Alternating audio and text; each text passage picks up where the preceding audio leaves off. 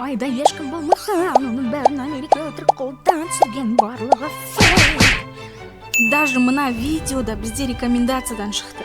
Сол үшін давайте бүгін конспирологиялық теориялардың өтірік екендігін және айда шынымен де адам баласы болған екендігін дәлелдейік.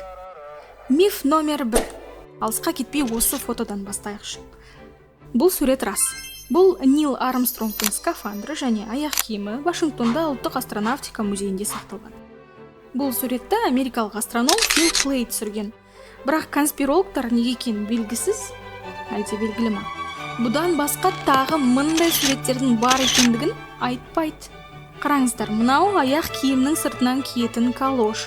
Табаны кедір-бұдыр, себебі айдағы грунтпен жақсы жанасу болу үшін солай жасалған. Сондай-ақ калош қосымша қорғаныш қызметінде атқарады. Табаны қалың силиконды материалдан жасалған. Қорғаныш неден? Осы жерде как раз мына комментарийге жауап беріп кетейік. Мәке, сіз қатты кетіп барасыз, Мәке, что там, остановись, бэби.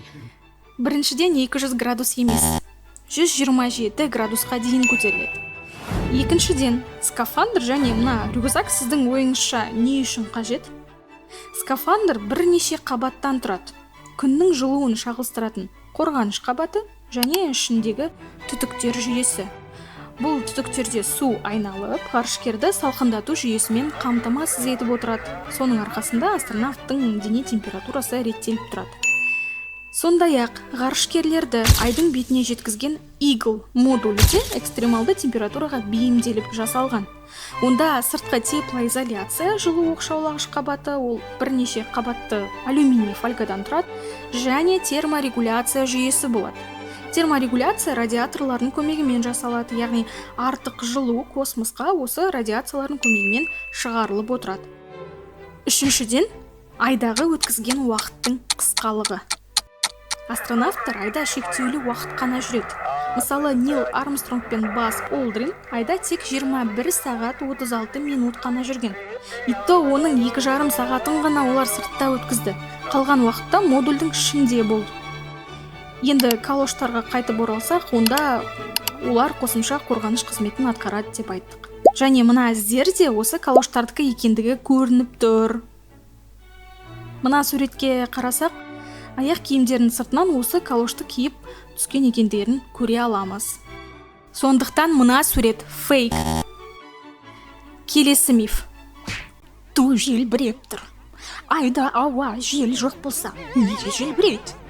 Я, суретте расымен де желбіреп тұрған сияқты көрінеді. Бірақ егер де видеоны қарайтын болсақ, тудың тек оны ұстаған кезде ғана қозғалатын көреміз. Жіберген кезде еш тиіспесе, мінеке еш қозғалыссыз тұрғандығына анық көз жеткізуге болады. Миф номер 4. Менің ең сүйіктім. Жұлдыздар қайда? Спойлер орнында. Жалпы жарықты қабылдай алатын барлық оптикалық құрылғылардың динамикалық диапазон деп аталатын қасиеті бар. Бұл егер өте қысқа да нұсқада айтатын болсақ, кадрда бірдей тұрған ең қараңғы және ең жарық объектінің айырмашылығы. Адамның көзінде бұл диапазон өте үлкен болады. Мысалы, егер түнде біз аспанға қарайтын болсақ, біз айды да, жұлдыздарды да бір уақытта анық көре аламыз.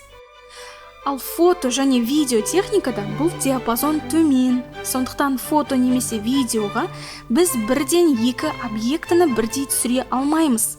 Таңдау керек ай немесе жұлдыздар. Егер ұзақ экспозициямен түсіретін болсақ, ұзақ экспозиция дегеніміз ол камераның затворы 1 секундтан артық ашық тұрады. Соның арқасында камераға көбірек жарық түседі де, суретте барлық жұлдыздар көрінеді. Бірақ ай жарқыраған дақ ретінде ғана түседі. Сондықтан түсірілім қысқа экспозициямен жасалады. Қысқа экспозиция уже түсінген боларсыздар, камераның затворы тез ашылып жабылады 1 секунд ішінде. Сол кезде айдың бетіндегі әрбір ұсақ түйек анық көрінеді. Бірақ жұлдыздар көрінбейді. Мінеки даже үйде түсірген осындай фотода да обои және ондағы белсебеттер немесе терезеден аспан көрінеді. Яғни екеуін бірдей фотосуреттен көрсете алмаймыз, біз олай түсіре алмаймыз.